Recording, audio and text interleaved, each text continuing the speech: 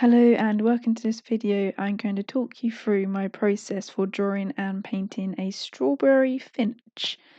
Um, Pretty cool birds. When I heard the name, I was like, I've definitely got to paint this bird. And I'm glad I did. It was great fun. So to start off with the image, you need to identify the different shapes. So there are circles, triangles, rectangles, and then you just put those shapes together, and then you slowly start to tweak and refine the shapes. You'll see me using the rubber multiple times to take away lines and adjust them slightly until I get the shape where I'm happy with. I constantly look back at the picture to compare and see if I need to adjust or change the shapes. And I will also look at shapes in the picture in comparison to other parts. So, for example, I'll look at how far the eye is from the beak or how far the wing is from the outer belly. And I'll use my eye to judge that as I'm drawing. Once I've drawn it, I'll look if I need to tweak and do it again or just rub it out and adjust it slightly. So it's about trial and error, and eventually you do get a lot quicker at this as well. Your eye gets better at um, determining the shapes and the sizes, and then that's it. That's how you would roughly draw out your bird. So just look for shapes, tweak, adjust, and refine the shapes until you get to a point where you're happy with. So the first technique I'm going to use is a wet on wet technique, and I am going to get a clean brush and I'm going to soak it into clean water and apply it all over the bird. Then once I've done that, I'm going to get cadmium red and just put that onto the water, and it just diffuses out beautifully, and it leaves a really nice effect once it's dried. And also it's a really quick way to just apply colour to the surface as well. I'm now using a wet on dry technique. So that's where you put wet paint on a dry surface. The colour I'm using, I believe I used a mixture of alizarin crimson and dioxazine purple with a tad of cadmium red just to darken it a little bit. I know I definitely use dioxazine purple for the darker areas in this picture. It's quite good with the red to just make it a little bit darker, and then I would obviously use my grey that I would make, which would be ultramarine blue with burnt sienna, with perhaps a tad of dioxazine purple, because there's a slight purple tint to the darker areas. So yeah, on the eyes, I'm just adding in that darker tone. Again, this is a wet and dry technique. And you can definitely see a purpley tone in that colour as well. It is a very vibrant bird, quite a lot of red, so I do add a bit more cadmium red. The cadmium red is actually a perfect colour for this bird.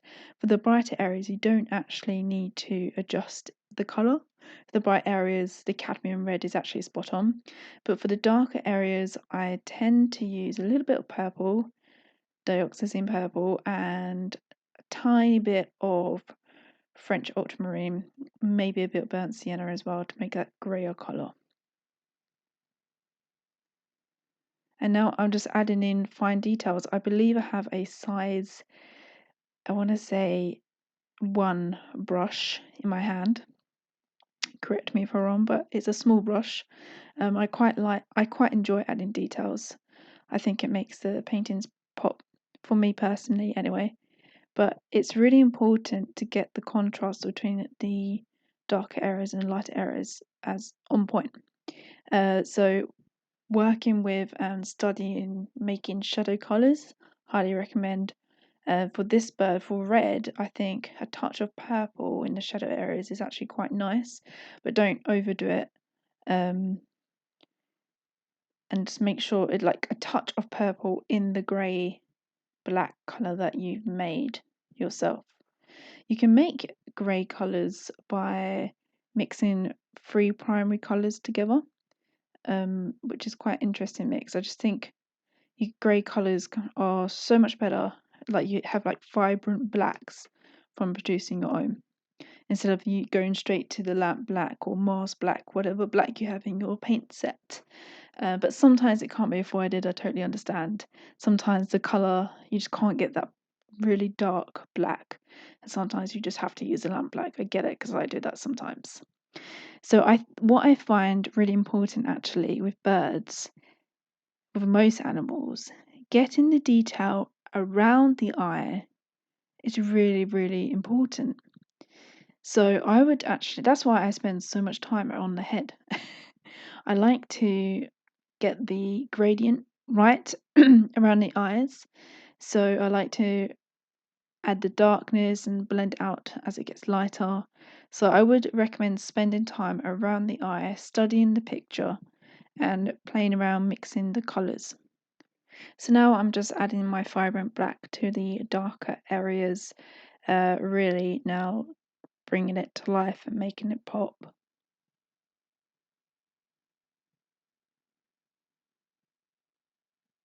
What's really important is your blending. So you'll see me numerous times, I'll put paint down and then I'll spend time blending that new pigment with the paint around it, because I feel like blending colours is really important practice actually. So don't just simply put the colour next to the cadmium red, you need to blend it in. So this vibrant black, I think I might have used a little bit of lamp black in that, it's quite dark. I would actually blend it in ever so slightly with the red feathers around it. It looks more natural that way. I think that's what I'm doing there. Yeah. So just make sure you do blend in colours together. To do that, you can add a tad of water to your brush, not too much. Maybe any excess water, just get rid of it on a bit of tissue. And then with your slightly damp brush, just blend in the two colours together. Because what's wonderful about watercolour paints is that when they dry, you can reapply water and they will become wet again. So that's always handy. For the wing, I am using my grey, so and it's heavily more heavily leaning towards that's really badly worded, apologies. It's heavily leaning towards the purple. So yes, the dioxazine purple is being used here. You could make your own purple as well, just add in the two primary colours. So you could add your blue and your red to make a nice purple.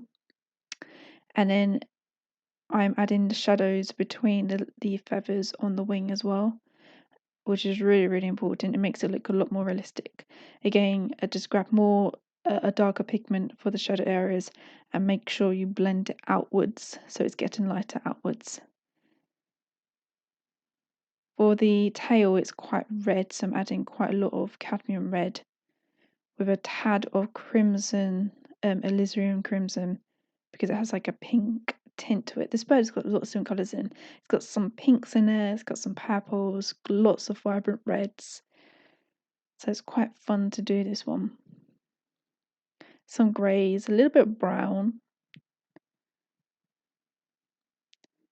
I don't usually like painting eyes that are red, but for some reason this one I was okay actually. I don't think I went over the top. I think with the red eyes, you've got to be really careful. Make sure you leave that white spot that's always in the eye from the reflection.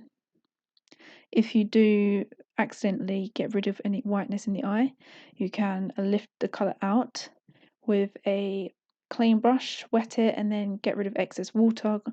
So it's just slightly damp, and then dry it, and then you can lift up some paint with your paintbrush, or you can get some tissue to lift it out, or you can use some white gouache to add in a highlight, which is what I like to do every now and then. It works really well. So now I'm just adding fine touches. That brush I'm using is very small. It's a 3/0, so it's tiny. But I do like using small brushes for finer details. Back to my size 1 brush, just for the branch now, just adding in some shadows. Now for the last bit, I will be using white gouache to add in the white little spots. Now you could use masking fluid. So before you start painting with watercolour, you could actually, with masking fluid, add the masking fluid as dots on the bird. But in this case, I'm using white gouache. I quite like using white gouache for highlights, and I'm just putting the white dots all around. And underneath the eye, there was a little white highlight under the eye, it just opens the eye up a bit more. Yeah, I would focus on practicing the eyes. It's just a really important element of the picture. And yeah, I'm just continuing to add in those white dots. Such a beautiful bird. We don't get these in the UK, unfortunately. Our birds aren't this pretty. Although we do get some pretty birds, but nothing like this. And look, I just added a white highlight to the eye. So if you do feel like you didn't leave enough whiteness in the eye for that reflection, just use some white gouache to add it, or lift the paint up with your brush like I just mentioned earlier. That's absolutely fine. And then final details, just going in blending. Again, that blending of the colours really important. I'm blending that red with some of the dark areas, so it's a nice transition from the dark to light. It's not just dark and then abruptly light, the brighter colours. You want it to transition from dark to lightness. So using your brush to blend the colours is really important.